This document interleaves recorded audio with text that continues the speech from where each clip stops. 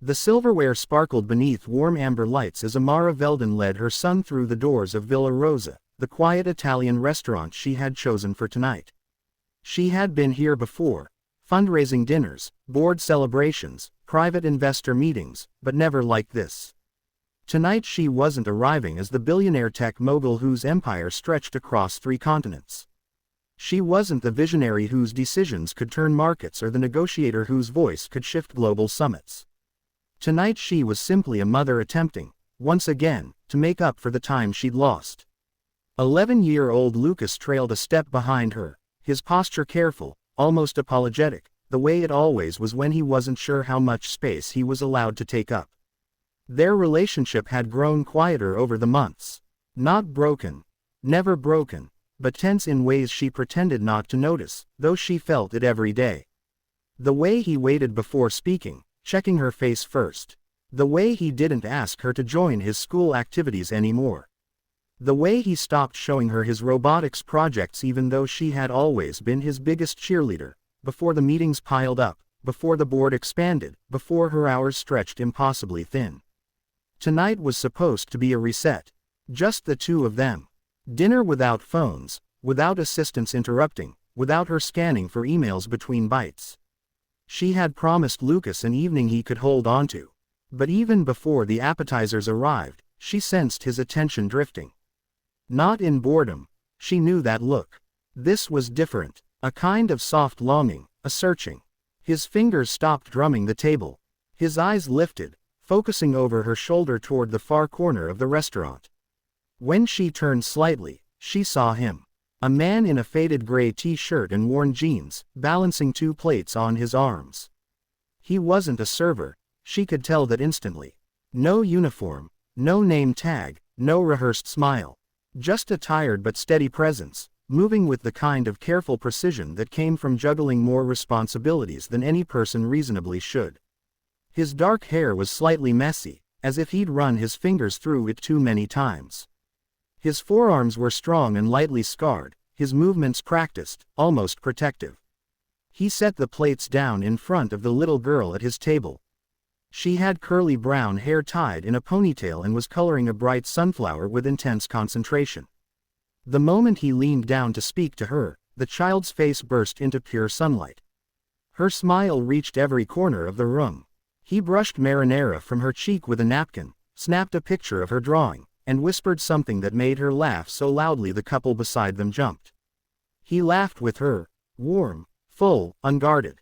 And Lucas watched them as if the scene were something he desperately missed but couldn't quite name. "Mom," Lucas said softly, barely audible over the gentle violin music weaving through the restaurant. "That's him." "Who?" she asked. Lucas hesitated, pulling the sleeves of his sweater over his palms. "The man who helped me at school. The one who fixed my robot when it broke." Her breath went thin. She remembered the day clearly. Lucas's project showcase, the one she had been late to because an emergency meeting had run longer than expected. She'd rushed into the school gym that evening only to find Lucas sitting quietly beside a repaired robotics model. He wouldn't tell her who helped him. She assumed a teacher. She didn't ask again. "That's him," she whispered. Lucas nodded. "He stayed with me until you came. He didn't have to." Shame rose slowly in her chest like cold water. She looked at the man again, saw the exhaustion in his shoulders, the unwavering gentleness in the way he attended to his daughter. Ethan, she would later learn. A single dad who looked like he hadn't taken a real break in years. She didn't think. She stood. Her chair scraped the floor, quiet yet jarring. "Mom," Lucas asked, startled. "Come with me," she murmured. She didn't know exactly why she was walking across the restaurant. Gratitude, possibly. Guilt, definitely. Curiosity, undeniably. And maybe, just maybe, something in the way her son looked at Ethan, a brightness she hadn't seen in months, a light that stirred something painful and hopeful in her. When Ethan looked up and saw her approaching, he straightened instinctively, protective reflex flickering through his eyes. His daughter paused her coloring, peering curiously at the fancy lady approaching. "Hi," Amara said, softer than intended. "I hope I'm not interrupting." Ethan blinked. No, not at all." Lucas stepped forward, half hiding behind her. Ethan's expression transformed the second he saw him. "Robot car Lucas," he said warmly. "Hey, buddy." Lucas's shy smile broke through like dawn. Amara froze. Ethan remembered him. She searched his face for any sign of annoyance or expectation. There was none. Only kindness. Only the quiet familiarity of someone who had stepped up for her son when she hadn't. "I never thanked you," she said, her voice tightening. "For helping him that day." Ethan shrugged, modest but sincere. Any dad would have done the same. Something about the way he said it, simple, unassuming, true, made emotion twist sharply inside her. Because not every parent would have. Not every parent did. The little girl tugged at Ethan's sleeve. "Daddy, who is she?" Ethan chuckled. "Someone very important, Peanut." "Not tonight," Amara said gently. "Tonight I'm just a mom." Ethan held her gaze. Steady, unwavering. He didn't flinch. Didn't shrink. Didn't puff up with false confidence. He met her eyes as if she were just another person, not a billionaire whose name topped global lists. It was grounding. Disarming. Strange. "I'm Ethan," he said finally. "This is my daughter, Mia. It's nice to meet you both," she said, then turned to Lucas. "Do you want to show Mia your sketchbook?" Lucas nodded hesitantly, pulling out the worn book he'd brought with him. As the kids huddled together, giggling softly, something unknotted in her chest. She wasn't prepared for the next words that left her mouth, words that shocked even her. "Would you and your daughter like to join us for dinner?" Ethan froze. Completely, utterly froze. And in that moment, the entire restaurant seemed to pause with him. Part 2. Ethan wasn't a man easily shaken. He'd handled overnight shifts, 2 jobs at once, last-minute school calls, fevers, tantrums, bills, and broken plumbing. But nothing in his universe had prepared him for a billionaire, one of the most powerful women in the country, standing in front of him and asking if he wanted to join her for dinner. Are you sure?" he asked carefully. "It's your night with your son." "I'm sure," she said. And the way she said it, soft, almost pleading, left no room for doubt. "But I don't. Daddy, please." Mia jumped in before he could finish. "I want to sit with Lucas. He's nice." Lucas blushed immediately and nearly dropped his sketchbook. Ethan exhaled, rubbing the back of his neck. His instincts, his pride, his caution, warred with the look on Mia's face and the quiet hope on Lucas's. At last, he nodded. "All right, Peanut, if you're sure." Mia squealed. Lucas smiled wider than she'd seen in months. And within minutes, the tables were pushed together, silverware rearranged, and the 4 of them formed a new little circle that felt far warmer than any of the elegant gatherings she had attended in years.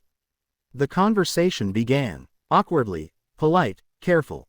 But kids have a way of dismantling walls adults don't even realize they've built. Lucas showed Mia his drawings.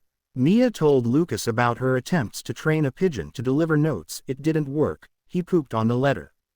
Ethan laughed, telling a story about Mia, helping him paint a room and accidentally coloring half the carpet green. Amara found herself laughing too, really laughing, the sort that loosens your ribs and shakes off years of accumulated tension. Her son watched her laugh with something like wonder. That alone nearly broke her heart. Slowly, subtly, the atmosphere softened. The kids leaned into their own world of doodles and jokes, and she found herself talking to Ethan as if they had known each other far longer than the space of a single evening. "Lucas admires you," she said quietly when the kids were whispering to each other. "He remembered what you did for him." Ethan's brows lifted. "I didn't do much. You stayed," she corrected. "Sometimes that's everything." Ethan studied her for a moment. "He's a really good kid," he said. "He just needs someone who sees him." The words pierced deeper than he intended. She swallowed. "I'm trying," she said, barely above a whisper. "Sometimes trying is enough," he replied. "And sometimes it isn't," she murmured. Ethan didn't comment, but he looked at her with a gentleness she hadn't felt in years, one that didn't judge her, didn't pity her, didn't expect anything from her. The kind of gentleness that made her want to speak honestly. Dangerously honestly. They talked about their kids. About work. About things she never had the time, or the courage, to admit aloud.